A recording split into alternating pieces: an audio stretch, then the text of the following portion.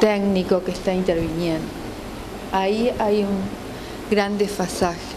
Y el tiempo de la persona, sobre todo, a la cual va dirigida el dispositivo de intervención. Y lo que hablábamos hoy muchas veces es evaluar el impacto que puede producir esa intervención y tratar de recomponer de alguna manera, o desde el momento que uno recibe la demanda ya está interviniendo. Y eso a veces no nos damos cuenta. Y es ese tiempo que necesitamos. Yo como profesional lo necesito. Y si trabajo en equipo también tengo que tener la valoración de mi compañero de trabajo. Porque si no, y el sujeto de la intervención, que en este caso es el adolescente en una institución educativa media. Porque nunca hablamos de él, quizás sí es el protagonista. Sí. Esto que decía Mónica, porque cuando recibimos como el pedido ya estamos interviniendo, y cuando lo recibimos y no hacemos, también, ¿no? Capaz que... Sí. Si fuésemos mejor en la tecnología, como estaría bueno tener una cuarta diapo que tuviese los 3 nudos como interrelacionados, ¿no? Porque los ideológicos, junto con los institucionales y los interinstitucionales, son los que muchas veces se relacionan para dificultar como la intervención en estos temas, ¿no? O que están presentes, no siempre como dificultan, pero son a los que tenemos como que atender. Por algún lado podemos hacer mucho, y por otro lado me pasaron todos estos nudos que empezamos a ver, como todos juntos, ¿no? Promoción y prevención, y yo que sé, trabajar con adolescentes y trabajar con la familia está bueno, lo podemos hacerlo. De hecho lo he estado haciendo sin haber venido acá igual. Pero, por ejemplo, a mí se me vino a la cabeza lo que pasó hace un par de semanas en mi escuela, ¿no? Un niño se enojó, estábamos en un recreo conversando con la directora, un niño se enojó con otro y empezó a golpearse ahí. Lo miramos así, entonces yo agarré a uno y la directora agarró a otro, ¿no? Entonces el niño volvió para atrás y le pegó una patada a la directora. Entonces la directora lo llevó, bueno, lo llevamos, calmate, ¿qué te pasó? ¿Por qué reaccionás así? Entonces él volvió a pegarle a la directora. Entonces le dijo, no me pegues porque me estás lastimando. Y dice, ¿y qué? Dice, yo puedo lastimar, yo te puedo lastimar porque mi padre lastima en mi casa y nadie le dice nada. Entonces quedamos congeladas, así lo quedamos mirando, ¿no? Dice ayer agarró un grabador y se lo tiró a mi madre, lo rompió todo y a él nadie le dice nada, así que yo también puedo hacerlo. Entonces llamamos a la mamá y él dice, no la llames porque me va a pegar a mí por decir esto. Entonces, la llamamos, vino y la madre desconoció todo, ¿ya? Negó todo, que no era así, que ella no era violentada, que el niño estaba mintiendo. Y lo miraba, ¿viste? Y él lloraba como loco allí. Es cierto, mamá, decí la verdad, no sé qué. Y ella dijo que no. Y ahora se me venían todos los nudos que vos planteabas, ¿viste? Interinstitucionales, ideológicos, todo, ¿no? Las pocas respuestas, ¿viste? Cuando vos pusiste pocas respuestas para derivar, desconocimiento. ¿Cómo se seguía, no? Entonces yo estaba planteada, que justo lo planteé en el tránsito, después, manejar cuáles son las cuestiones que uno tiene, dónde tiene uno que pararse, porque es cierto que uno siempre está reaccionando, ¿no? Cuando uno no reacciona, reacciona igual, es una no reacción, ¿no? Y quedamos como en un break con la directora ahí y decíamos, bueno, ¿cómo seguimos? El niño nos está pidiendo ayuda, la madre está negando todo. ¿Y cómo se sigue? ¿Cómo se deriva? ¿Cómo se plantea? ¿Cómo...? Sí, lo van a enfrentar.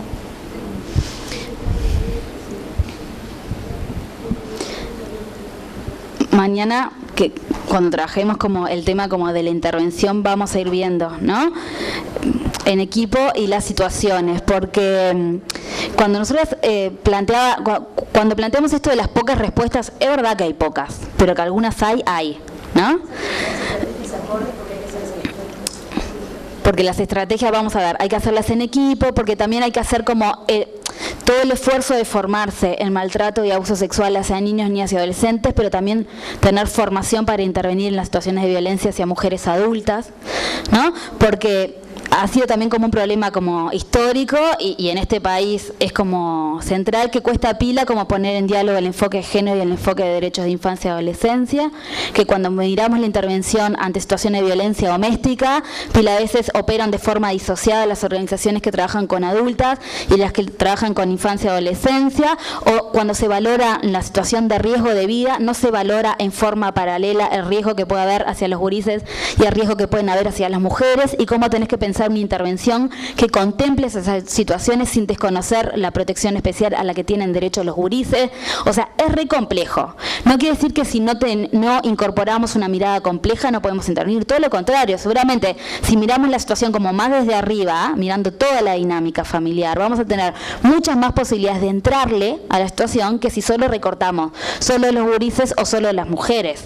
Pero hay que hacer como el ejercicio, en realidad, de pensar con otros, ¿no? Y de articular respuestas. Por eso insistimos, hay pocas, pero las hay. Lo que pasa que muchas veces las desconocemos, o nuestras propias limitaciones ideológicas y de formación hacen que pensemos que trabajar con gurises no tiene nada que ver con trabajar con las mujeres adultas, ¿no? Es donde ahí también nos podemos como encontrar dificultades. A mí, en lo que traía la compañera ahora, se me representaba uno de los nudos que planteamos al principio, que era el tema de los tiempos, y como lo traías vos, ¿no? El tiempo de las personas con las que trabajamos, el tiempo de los gurises, el tiempo de esta madre que vive violencia doméstica y todavía no es su tiempo de poder identificarlo, de identificarse como víctima de violencia doméstica. El tiempo de quien escucha, cómo escucho, puedo escuchar ahora, podré escuchar mañana, o cómo estoy pudiendo escuchar en este tiempo de mi vida personal, de mi formación, del espacio interinstitucional, de lo que está pasando en mi centro de enseñanza, ¿no? Todos esos condicionamientos que de alguna manera también nos van delimitando los tiempos y las posibilidades, ¿no? Tiempo en tiempo real, de horas, y tiempos en tiempos personales, de poder comprender, de poder entender, incluso con el atravesamiento ideológico de lo que estamos pensando en relación a lo que estamos viendo. ¿Qué pensamos de lo que vemos? ¿Será real lo que este gurí me está diciendo? Siempre aparece esa duda, ¿no? Es casi como muy difícil que no aparezca, y más cuando vamos a un adulto referente, que el niño nos está diciendo, en este caso, que también vive lo mismo que él y no lo puede decir, ¿no? Entonces, cómo ahí todas esas cosas empiezan a atravesarse, y cómo los tiempos de esa familia, de ese niño, van a diagramar la intervención, ¿no? Quizás hay cosas que obviamente que tenemos que, los primeros elementos para evaluar del riesgo son centrales, pero también tenemos que evaluar la sostenibilidad de una estrategia. Entonces, en esto de los nudos de los tiempos, eso es bien importante, ¿no? Sin dejar en soledad, obviamente, a la familia que está viviendo estas situaciones, pero cómo manejar eso. Y también con estos condicionamientos, que a veces son positivos y a veces son negativos y a veces muy negativos, depende de los lugares donde estemos. Nosotros hemos tenido la suerte, en realidad, de poder conocer varias realidades en este último año, y realmente son bien diversas las situaciones. No es lo mismo un centro que esté en el medio de quizás del campo, y que la forma de intervención, incluso desde la concepción de maestra rural, es bien distinto, a un centro que tiene servicios cerca, que está en el medio de una ciudad. Con esto no quiere decir que siempre el de la ciudad esté mejor, no, sí, son diversos, son distintos, y los tiempos para poder intervenir también son diferentes. Entonces, por eso nosotros veíamos que el tema del tiempo es un nudo en la intervención, porque es importante evaluarlo también desde el riesgo de vida, ¿no? Es un tema que siempre tiene que estar ahí, ¿no? Aunque a veces podemos diferir alguna acción en pro de que se sostenga, a veces la podemos diferir y a veces no. Entonces estas cuestiones son bien importantes de tenerlas en cuenta, y cómo los tiempos para nosotros no son los mismos que para los gurises que viven una situación. Nosotros a veces nos enteramos hoy, y para nosotros es un punto. Ese niño quizás lo vive desde que nació, cuando pasó por la escuela y llega hoy al centro de enseñanza media, ¿no? Entonces los tiempos para ese niño quizás no son los mismos que para la urgencia para nosotros, porque lo viene viviendo y sin duda viene encontrando algún tipo de estrategia que le permite sobrevivir, ¿no? Entonces, ¿cómo ayudamos a seguridad que las vea, a que tiene recursos para poder pasar todo ese tiempo de su vida en esas condiciones? Y bueno, hoy sí que nosotros lo sabemos qué hacemos con nuestros tiempos y con la de los gurises. ¿Alguien quiere aportar algo? A mí lo que hasta ahora hemos trabajado mucho sobre la dimensión interinstitucional. Yo me pregunto,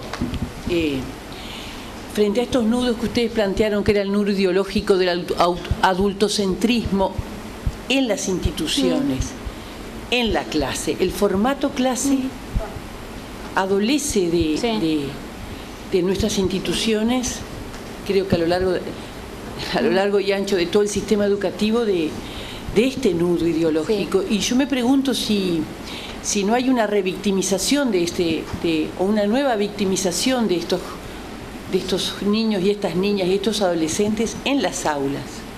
Quienes ocupamos cargos directivos o en las instituciones, eso lo vemos, se expresa, subyace, y nosotros vemos muchas veces en las coordinaciones que el alumno se transforma, en este caso esa niña, se transforma en el objeto del diálogo, donde el adulto deposita y descarga toda su frustración, toda esa incapacidad que tuvo para poder hacerle comprender un contenido, eso creo que es que es muy importante. Yo digo, como directora, me parece que es algo que lo estoy pensando a partir de que les escuché. Y arriba lo público y lo privado, del otro nudo que iba a hablar. Digo, como en nuestras instituciones muchas veces el derecho a la confidencialidad es todo un tema, y todo se hace público, pero lo digo en el buen sentido y para trabajar entre todos, ¿no? Porque muchas veces esa familia es otra vez revictimizada y otra vez estigmatizada. Y bueno, es una cuestión que yo en estos años, 17 años trabajando en una institución educativa de enseñanza media, es lo que venimos como promoviendo desde otros espacios. Y ahí miro a las colegas, ¿no, verdad? Que es una de las grandes dificultades que padecemos, esto de que todo se tiene que saber. Los jóvenes saben todo de nuestras vidas. Digo, tenemos que empezar a hablar de ese tema, ¿no? Exactamente, y no estamos dando cuenta de lo que hacemos, y es un tema que tenemos que empezar a debatir y a poner en la agenda también.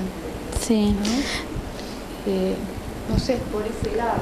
Nosotras en este recorrido por las instituciones, además de que hemos conocido muchos grupos, hemos podido identificar algunos de los problemas que ustedes van planteando, ¿no? Sí, el adultocentrismo está instalado en todas las relaciones y la institución educativa no escapa a eso.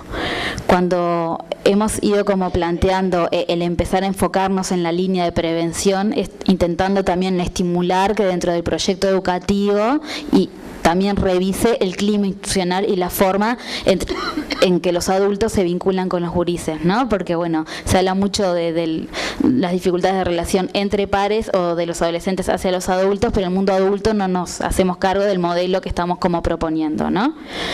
Hay un artículo que nosotras pasamos para la bibliografía que está re interesante, que es sobre la Convención de Derechos del Niño. No me acuerdo si es de Ricard, es el apellido. Bueno, pasamos dos. De Kima Oliver y otro de Buñol, algo así. Ellos lo que proponen es como revisar a la luz de la Convención de Derechos del Niño cómo nos provoca repensarnos en nuestro vínculo a mundo adulto, mundo adolescente. Porque no es perder nuestro rol, que lo tenemos, y no es desdibujar nuestras responsabilidades, que también las tenemos. Porque a veces, como cuesta, ¿no? O abusamos de nuestro poder, intentamos someter o controlar al mundo, ¿no? A los adolescentes, o nos ubicamos en el mismo lugar cuando en realidad no estamos. Somos adultas, tenemos otras responsabilidades, eso hay que asumirlo. Lo que nos cuesta, la verdad que, claro, provoca todo un desafío, ¿no? Que me digan que yo soy la guía en los derechos de mis hijas no es lo mismo que me digan que yo podía decidir por ellas. Bueno, ¿qué es guiar? ¿Cómo te guío? ¿Cómo considero en función de, ¿no? Como de la autonomía como progresiva, cuáles son tus capacidades, ¿no? Para ejercer tus derechos, los derechos que tenés desde que sos bebé hasta que, ¿no? Aunque tengas 17, aunque tengas 2 años. Eso sí nos llama como a revisarnos, ¿no? A revisarnos también en esto con los chiquilines, pero también en institución educativa, a revisar sus relaciones, la relación con las familias, que siempre aparece, ¿no? En esto de repensar desde adentro y repensarse en el vínculo con las familias. Y que ese también es todo un nudo, ¿no? Porque cuando veamos mañana como situaciones, cómo intervenir desde la institución educativa, también ha provocado que la institución se revise cómo se vincula con la familia. ¿Qué lugar tiene la familia en el centro, ¿no? Ahora esto de los consejos de participación está resistido, al lugar de los gurises, de los docentes, de la familia, de la comunidad. ¿Quiénes van a representar, ¿no? a esos distintos espacios en las comisiones, ¿no? O comisiones o consejos, no sé bien cómo se llama, ¿no? Provoca como repensarse muchísimo, ¿no? Yo, Fabi, una cosita en relación a lo que le decía acá la compañera en relación al adultocentrismo y cómo se atraviesa realmente en todas las instituciones, ¿no? Para nosotros es un eje de análisis de relación social, ¿no? Más allá de lo que pase dentro de un centro. Esto es como un analizador de las relaciones sociales y cómo éstas se transversalizan en las distintas instituciones y en las distintas relaciones. Cuando hablamos, por ejemplo, de transversalidad de género o cuando hablamos análisis de género, quizás es algo que nos suena más, no diría cotidiano, pero es algo que ya hemos escuchado algunas veces, ¿no? ¿Por qué? Porque, bueno, todo lo que tiene que ver con el análisis de género tiene que ver con el movimiento de mujeres, tiene que ver con adultas que han ido de alguna manera pudiendo reivindicar sus derechos desde hace mucho tiempo atrás y que fue toda una lucha ideológica y política para que hoy digamos, bueno, es importante la transversalidad de género, es importante hacer el análisis de género de las distintas relaciones, incluso de las distintas instituciones. Lo que ha pasado con el tema generacional es que los sujetos, niñas, niños, adolescentes, varones y mujeres, por esta misma lógica adultocéntrica, no tienen votos. O en ese momento nosotros, que también lo fuimos, no teníamos voz, no teníamos voto. Entonces, esta posibilidad de construcción, incluso de una mirada que permita analizar una relación social con esa dimensión, no está dada. No está. O sea, hoy no hacemos un análisis generacional de la administración de salud, por ejemplo. Sí lo hacemos de género, o intentamos, o se busca, o hay un espacio formal establecido, el Instituto Nacional de las Mujeres, como rector de estas miradas, ¿no? En lo que tiene que ver con infancia y adolescencia, eso no existe, no está. Y tiene que ver con que nosotras, adultas, adultos, nos podamos correr de un lugar de poder que hasta ahora detentamos, hoy, para poder cederlo, ¿no? Y eso implica todo un cambio ideológico, un cambio de posicionamiento y un revisar de nuestras prácticas cotidianas, ¿no? Todos los días, en cada encuentro, en el aula con los gurises y en el pensar del cómo también, ¿no?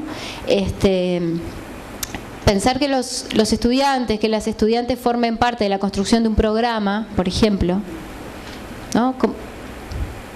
¿Qué pensamos de eso? ¿Cuáles son las resistencias que va a levantar una propuesta como esa? Divinas, ¿no? Las argumentaciones más largas, 2 horas en el Parlamento, se me ocurre alguien hablando de por qué un gurí no puede definir que tiene ganas de estudiar este año y no el que viene, ¿no? La evaluación. ese tipo de cosas, ¿no? Tiene que ver con estas miradas que no estamos teniendo y con estos análisis que no nos estamos dando. ¿Por qué? Porque quien definimos somos adultos. Y nuestro atravesamiento ideológico tiene que ver con eso. No. Y esto de no se va a permitir... Lo de imaginarme horas hablando para argumentar que no permitirían eso, ¿no? ¿Vieron la frase de horripilante que fundamentaba por qué, por ejemplo, asesinar a un niño?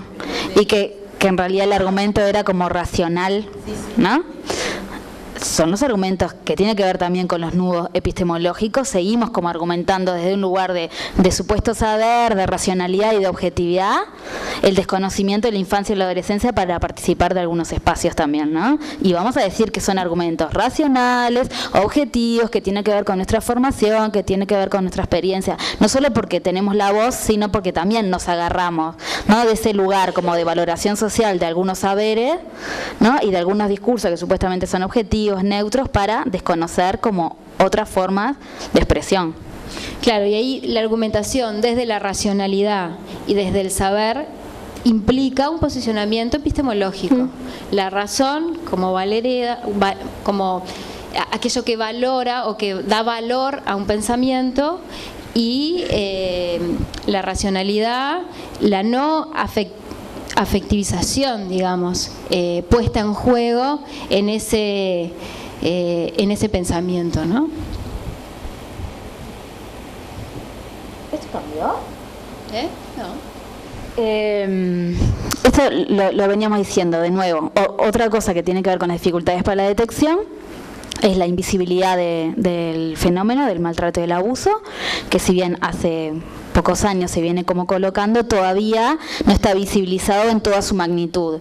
Y cuando a veces se plantean cuáles son las cifras, ¿no?, de las situaciones de maltrato, uno tiende a sospechar, de decir, bueno, no puede ser que sea tan así. No puede suceder que en el estudio de prevalencia que hizo el CIPIAB, ¿no?, consultando a adultos sobre el ejercicio de maltrato físico, psicológico hacia niños, niñas y adolescentes, el 85% del mundo adulto, de los adultos entrevistados dijeron que ejercían algún tipo de violencia, ¿no? Entonces uno dice, bueno, 85%, o es la gran mayoría de los gurises, o tendemos también a invisibilizar la magnitud del problema. La naturalización del fenómeno, ¿no?, que nos cuesta intervenir porque lo seguimos legitimando y naturalizando de alguna manera, porque lo hemos ido hablando en los grupos, porque ver este problema es también mirarlo en nuestras propias vidas, en nuestras propias historias. Entonces no solo porque no lo vemos para afuera, porque no lo queremos ver, ¿no?, porque provoca como revisarse, porque es histórico, porque venimos de toda una historia de maltratos y de abusos legitimados hacia la infancia y la adolescencia, porque además el maltrato y el abuso se produce en el ámbito de lo doméstico, porque se sostiene en base a la formulación del secreto, ¿no?, y porque también vivimos como una cultura que organiza de forma como dicotómica lo público y lo privado, ¿no?, y sigue como llevando al ámbito de la familia lo que tiene que ver con lo privado, y al resto de los espacios lo que tiene que ver con lo público y de responsabilidad pública.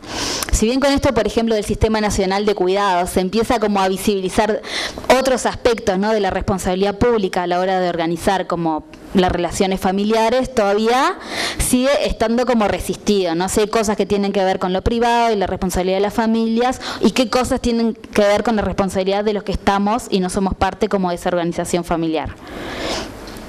Igual yo siempre doy el ejemplo de que nos sigue costando como intervenir, que si en la calle ahora salimos a asilo y vemos dos adultos pegándose, ¿no?, o alguien robando, seguro que llama a la policía. Si vemos a alguien cascando un pellizcón a un hijo o una hija, ¿no?, como lo pensábamos un rato. Y no porque nos cuestionemos si es pertinente o no una denuncia, no, porque nos cuestionemos si corresponde como intervenir en ese tipo de situaciones. Si quieren, cada uno haga el ejercicio de pensar en cumpleaños familiares, sus hermanos, sus hermanas, sus tías, madrinas, primos, vecinos, ¿no? ¿Qué nos pasa con estas situaciones? Volvemos a esto que tiene que ver con la ideología como dominante, que es patriarcal,